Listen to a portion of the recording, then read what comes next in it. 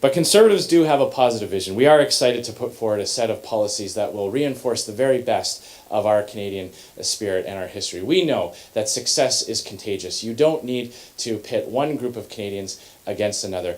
The best way the government can help stimulate the economy is to allow those who are already doing that, already succeeding that, to do it better, to simply get out of the way. We don't need to create losers in order to create winners. We can all succeed together. And in that prospering, we all do prosper together. Our quality of life goes up collectively.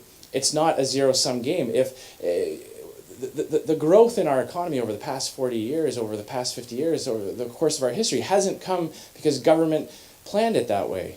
It's the free people making free decisions every day, trying to provide a better product or a better service. That's what creates real growth, and that's what improves the quality of life for all Canadians. Take, for example, a luxury item that we all have in our home, say televisions. In the 1970s, the top-of-the-line model would cost the average worker about 2 weeks' worth of salary to be able to save up to buy a television. That's if they didn't spend anything on taxes, on food, or anything else.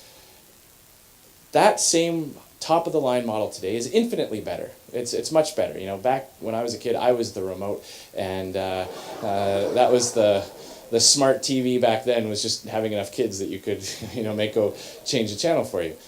So that product is infinitely better today. It costs the average worker today 2 days' salary to save up for that television today in comparison. That is a real tangible increase of the quality of life for Canadians. Someone who doesn't have to work as hard as long to save up for a luxury item has the ability to spend more on other things, whether it's saving for a child's education or for other items that they may wish to buy.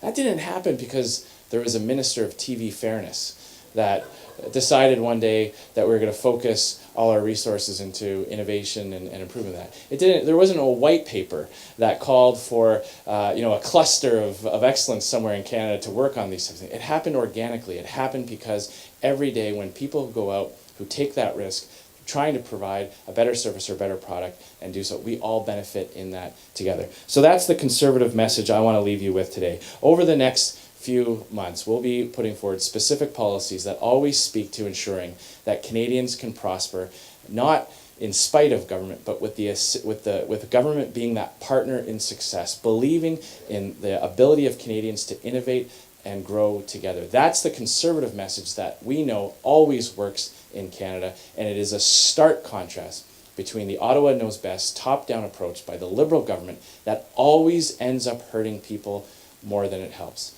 What's more compassionate for a young person today? A Conservative government that's always looking to reduce barriers to investment, that wants to make it easier for a small business owner to hire and expand, open up a second location? Or a Liberal government that's making it harder to succeed, that's chasing away investment, that's forcing that business owner to look at alternatives to hiring people in their own cities and towns? The answer is clear.